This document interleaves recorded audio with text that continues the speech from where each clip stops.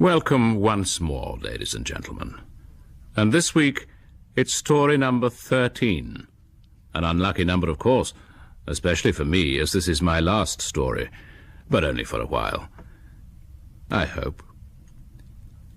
This particular story was told to me by Bram Stoker, the man who created that other man in black, the gaunt, insatiable Dracula. I like to think that the immortal Count himself enjoys listening to Fear on Four, accompanied by his 3 shrouded daughters, the wolves howling outside, the rats scurrying in the blood-soaked corners of the room. In fact, rats feature very much in the story I'm about to tell, the story of the Judge's House.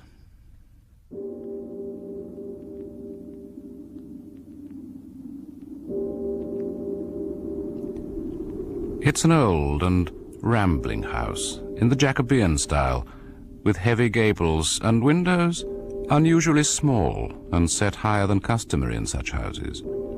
It is surrounded, entirely surrounded, with a high brick wall, massively built.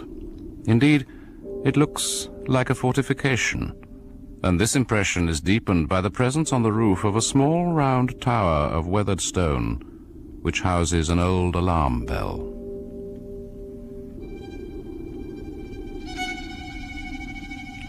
The house is empty. It has been empty for many, many years. All about it there hangs an air of desolation. It stands some distance from the little town of Benchurch, in the midst of a small tract of weedy parkland. But all these things, the absolute, the unutterable loneliness of the place, only makes it seem the more desirable to Malcolmson this year for his final examinations. He needs solitude, and that is something he will certainly find in this house, of all houses. Mr. Carnford? The same, sir. Carnford and Frogmore estate agents at your service. I'm the Carnford in the middle. How do you do? My name is Malcolmson. Malcolmson. You will have had my letter? Mr. Malcolmson. Oh, to be sure. Yes, indeed.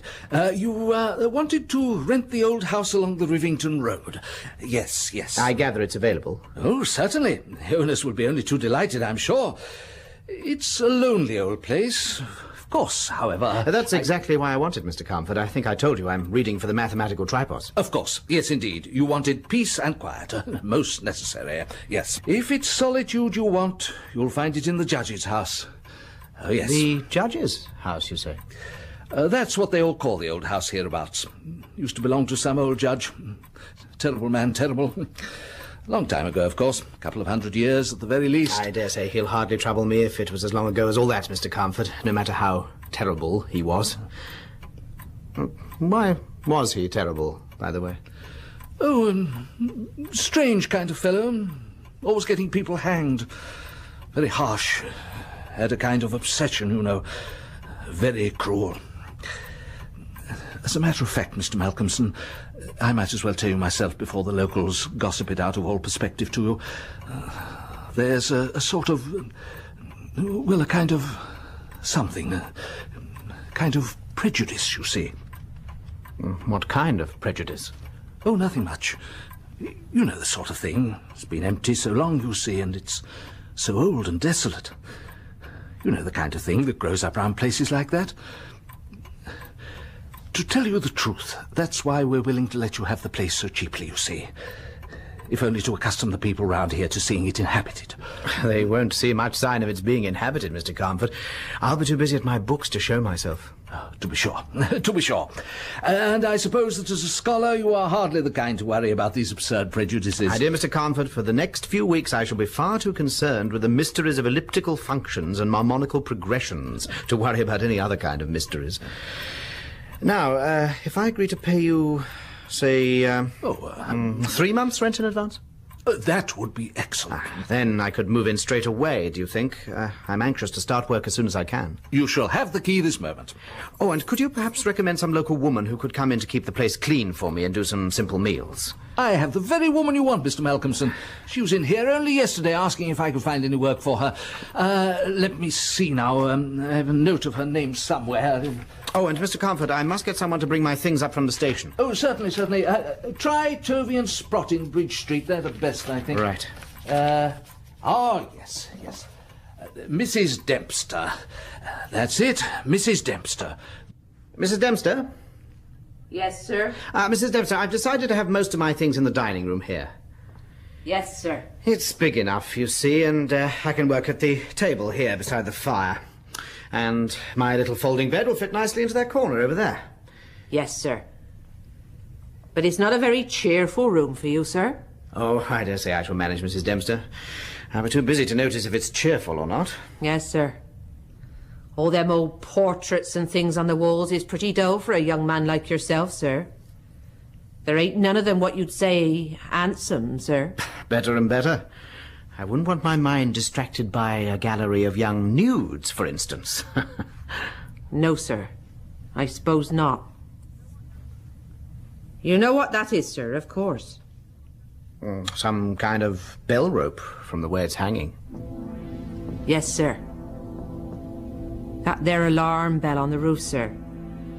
Runs right up, it does, through the ceiling. They do say... Well, never mind, it's only gossip. I remember that old bell ringing once, sir. Caused a dreadful stir in Benchurch. Dreadful. Ringing away. You mean of its own accord? Oh, no, sir. There was folk living in the house in them days, sir. I reckon it were about 50 year ago, near enough. I was only a girl myself. Some young folk tried it on for a lark, I suppose. Well, I'm hardly likely to want to try any larks, Mrs. Dempster. You might need it for other things, sir. What, for instance? Well, some says one thing, some says another, sir. It ain't for me to tell tales. Still, all the same, no kin of mine would sleep here of a night, sir, bell or no bell. There ain't nobody lived in this house for 50 year. Not since those young folk went away. And there's no telling why they did go away, sir. No, indeed, Mrs. Dempster. No telling. So perhaps you had better not tell me yourself, eh? Now, have I got everything, I wonder? A screen, sir. I reckon you'll need a screen. What for? Put round your bed. There's one upstairs, I'll fetch it down. It's very draughty in this big room. You'll need a screen. Though, mind you, I wouldn't like a screen myself, with all kinds of things to put their heads round the sides and over the top to look at me. Mrs. Dempster, you're not afraid of ghosts, are you? Well, no, sir. At least maybe not what you'd call ghosts. There ain't really such things as ghosts, I always say. Ghosts is always something else than what folks think they are. Ghosts is creaky doors and rats and mice and beetles and such. Here, look at that old wainscot round the wall there. There's rats in plenty there, if you ask me. I dare say you'll hear 'em too, of a night. They won't disturb me, Mrs. Dempster. No, sir. But it's different in the night. And if I was to have a screen round my bed in a room like this, with the thought of that old judge and his hangings and them rats all scampering, well, I wouldn't, sir, and that's a fact. Yes, I'm sure you wouldn't. Well, now, if you'd be good enough to bring me a kettle and some tea things, I can get to work straight away. I keep myself going with tea in the night time, you know, Mrs. Dempster. Yes, sir. But don't sit up too late, sir. Not good for your health. I'll try, Mrs. Dempster. I promise you I'll try. Oh, and you'll come in the morning to get some breakfast for me, say, 8:30? I will, sir. Well, I'll get your tea things in and leave you to it then. Yes, thank you, Mrs. Dempster. Oh, just one more thing before you go. Yeah? I meant to ask Mr. Comfort, this old judge that used to live here, what was his name? Well, to tell you the truth, sir, I don't rightly know. I did hear it once. Began with a J, if I mind right. Came here from the West Country to settle down for a bit, they do say. Had to lie low or something. He was that unpopular with his hangings. A terrible, cruel man, they say. The West Country? Oh, that wouldn't have been... Wait now, sir. I remember. Yes. Jeffers, that was it. No. Jeffries. Yes, I'm sure of it. Judge Jeffries, that was the name, sir. Judge Jeffries.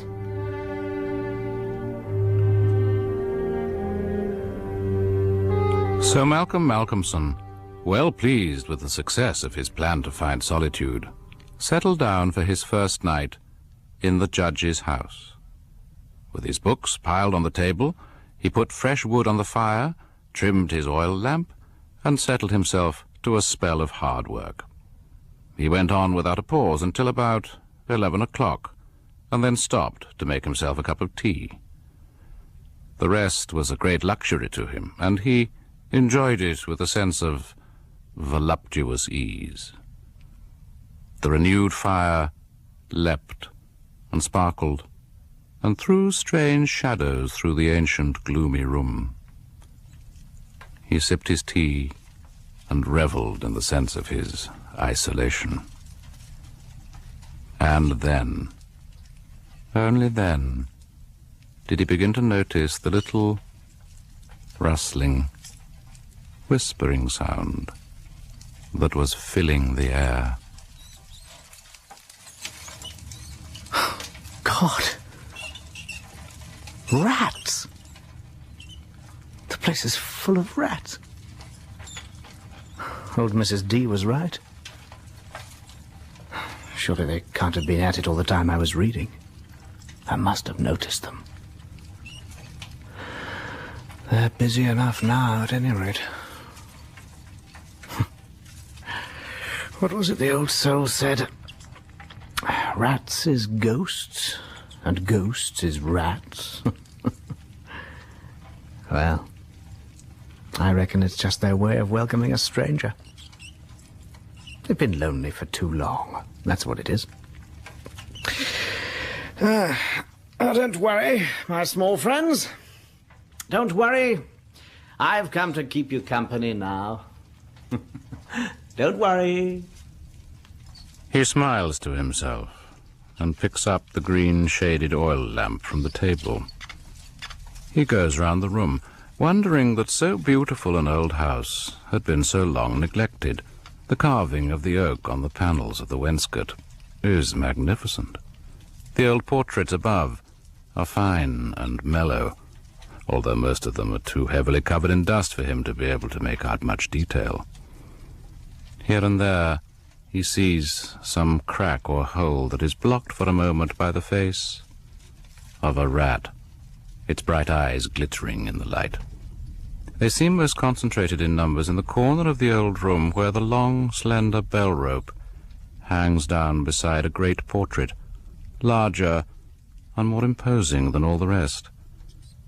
He is looking for a chair to stand on to examine the bell rope more closely at the point where it enters the ceiling, the gathering place, as it seems, of the small, busy host of rats, when he suddenly becomes aware that, just as quickly as it had begun, the noise all round him has stopped. He stays poised in his movement, disturbed unaccountably by the sudden quiet, and in an instant, in spite of his self-possession, a tremor of uneasiness passes through him. There, on a great high-backed carved oak chair beside the fire, which in the interval has died a little, there, steadily regarding him with baleful, glowing eyes, is an enormous rat. He recovers himself immediately and makes as if to drive it away. It does not stir, but shows its great white teeth in anger, and its cruel eyes shine in the lamplight with an added vindictiveness. He seizes the poker and runs at it to kill it, but with a flashing glance that is the very essence of hate, it jumps on the floor, runs across the room, and scampers up the rope of the alarm bell to disappear behind the great portrait. Malcolmson stands in the silence, the poker in his hand, half ashamed of his fear, watching the rope still gently swaying. He shrugs and goes back to his table, and in a little while is so immersed in his studies again that the whole incident is forgotten. He works in the lamplit silence until dawn, and then, at last, worn out, he goes to bed. Morning, sir. Breakfast. What? What's that? Oh, it's you, Mrs. Dempster. Good morning. I brought your breakfast in, sir. It's nearly 9. I thought I wouldn't wait much longer. 9 o'clock? Good heavens, I'd no idea. Thank you, Mrs. Dempster. Will you put the tray down there? Looks to me as if you was overdoing it a bit, sir. Real washed out you look. Was you working late? Late enough, I suppose. About 5 o'clock, I think. You wasn't worried by anything, I hope, sir? I mean, in the night? Oh, I was all right. You had the truth of it when you said the place was full of rats, Mrs. Dempster. They had a regular circus in here last night. Rats. Ugh. I don't hold much with rats, sir. Dirty things. There was one wicked-looking old devil sat up in that old chair by the fire there. Then went running off the bell rope. I didn't much like the look of him. Better take care, sir. Maybe it wasn't only an old devil. Maybe it was the old devil. Mrs. Dempster, I believe you're not as enlightened as I thought you were yesterday. I believe you think there might be things here after all, in spite of what you said. Well, it's all very well for you young folk to laugh, sir. It's just I don't hold with nosing into things too much. There's things it's better not to laugh at, if you ask me. Anyway, if I was you, I'd get some rat poison. Though if it was the old devil, I dare say you wouldn't get rid of him with that. He won't worry me, Mrs. Dempster. Not when I have a good set of problems in thermodynamics to keep my mind busy. Oh, by the way, there's something I want you to do for me today. You could fit it in during my walk this afternoon, perhaps. Anything you want, sir. What is it? Will you dust those old portraits? I want to have a good look at them. Especially that big one there, the one beside the bell rope. Will you do it? Yes, sir. Just as you say. If you want it, sir. If you really want it.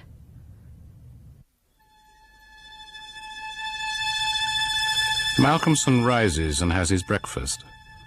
Outside, the weather is damp and unpleasant, and so he passes the time in further study. In the afternoon, the skies clear a little, and he goes for a walk into Benchurch by way of taking exercise.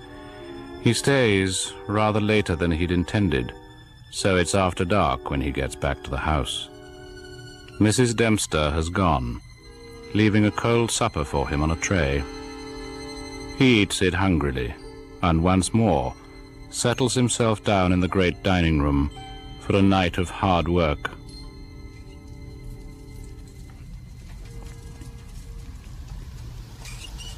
This time, the scampering of the little army of rats begins earlier, and they disturb him more than they'd done the previous night.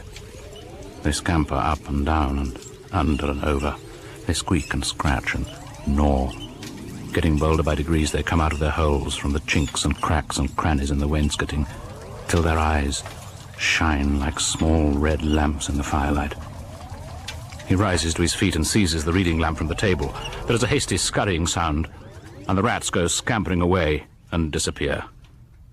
And again, as suddenly as it has begun, he discovers that the endless gnawing and squealing ceases, and he's all alone, in utter silence, his heart beating faster than normal, and as he draws a deep breath to steady himself, a long, strange thrill of fear goes through him. For the first time since Mrs. Dempster has dusted it, he's able to see, quite clearly in the lamplight, the great portrait that hangs on the wall beside the bell rope. It is the portrait of a judge, the judge, in his full robes of scarlet and ermine. The face is strong and merciless, evil and vindictive, with a dark, sensual mouth and a hooked nose like that of a bird of prey. Yet what disturbs the young man most is that the judge in the portrait is seated in a high-backed chair of carved oak beside a great stone fireplace, and behind the judge, hanging down from the ceiling, its end lying coiled on the floor, is a rope, a hangman's rope. The room in the portrait is the room in which he stands. The rope in the portrait is the bell rope. He had thought it unusually supple when first he'd seen it, the end of it worn and smooth, as if from much movement in a running noose. He swings round towards the fireplace to look at the actual counterpart of the chair in the portrait, and he recoils in such fear that the green-shaded lamp nearly falls from his hand. In the armchair, the judge's armchair, sits the enormous rat he had seen there the night before. And its eyes, as they regard him, have a peculiar brilliance. They glow with an unutterable malignance. He has seen those eyes before. They are the eyes, the identical eyes, small, cunning, intolerably evil, in the portrait above his head. For an instant he stands frozen. Then he leaps forward, his hand upraised, but the creature again forestalls him. With a sudden, swift movement, it jumps from the chair and scuttles rapidly across the room. Then up the swaying bell rope into a jagged, dark hole in the corner of the canvas of the portrait.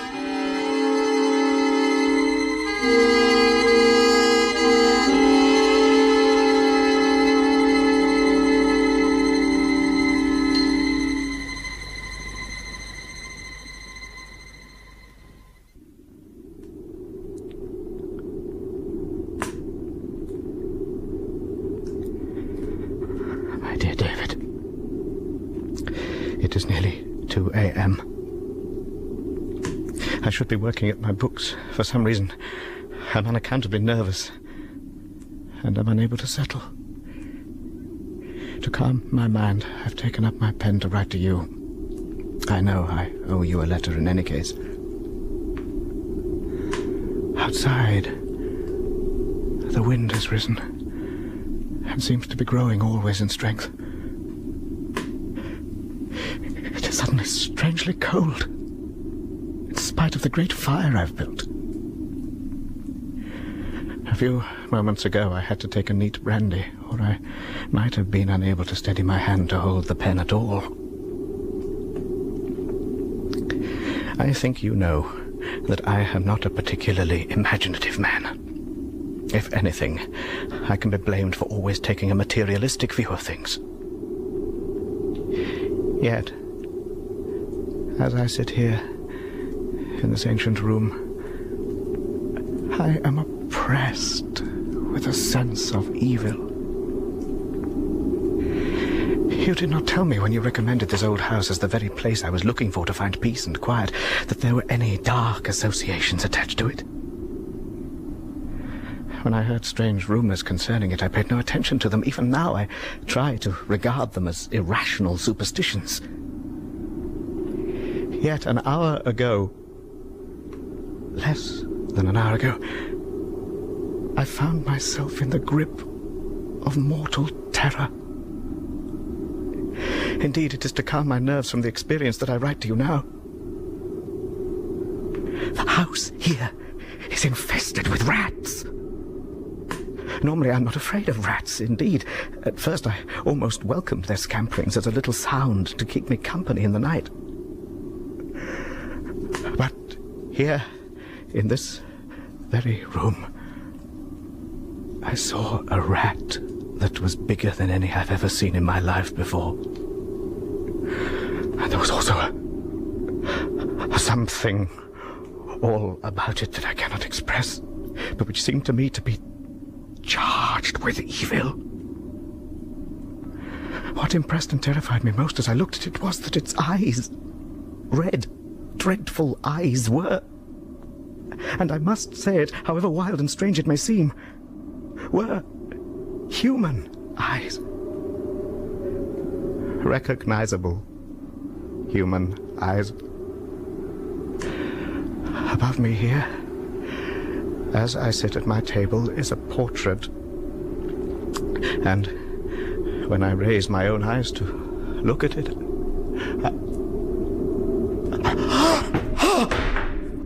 No! No! Oh my God! No! He sees in the shrouded glow of the lamplight.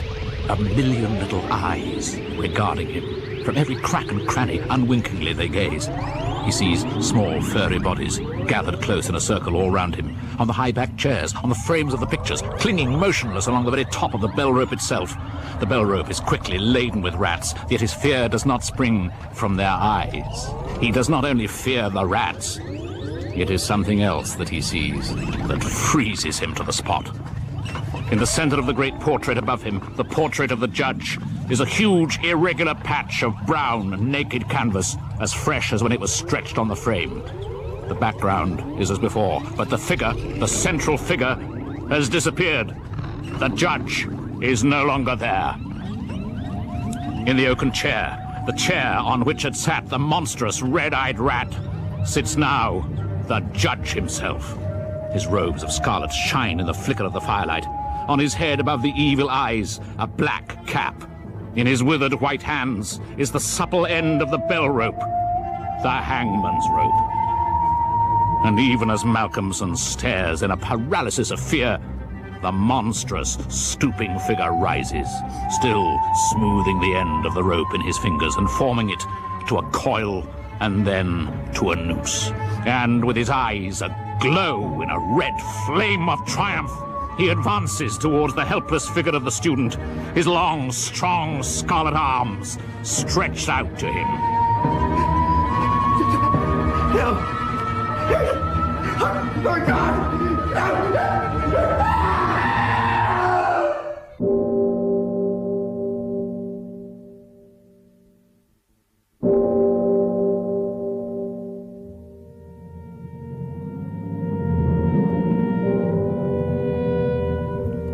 When the alarm bell of the judge's house sounds out across the countryside, a startled, huddled crowd assembles, led by an anxious Mrs. Dempster. Lights and torches appear, hurrying over the fields and through the desolate parkland.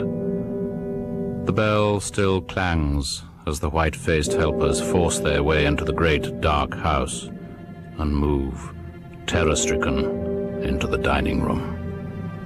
As they crowd in the doorway, wide-eyed and silent, they see why the bell is sounding.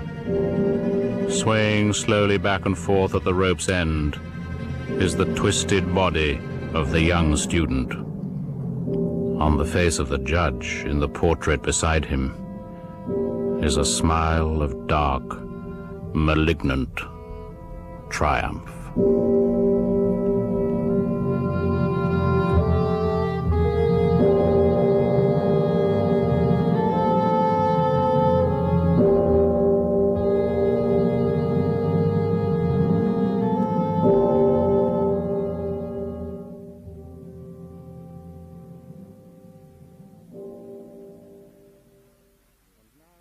And now, sadly, it's time to bid you au revoir, as I return once more to the depths of Broadcasting House. Thank you for sharing my 13 stories, and a big thank you, of course, this week to David Timpson, who played the unfortunate Malcolmson, Tessa Worsley, who was Mrs. Dempster, and Norman Bird, who played the part of Carnford. The story was written by Bram Stoker, adapted by John Keir Cross, and directed by Jerry Jones. My name is Edward de Souza, your man in black, bidding you au revoir.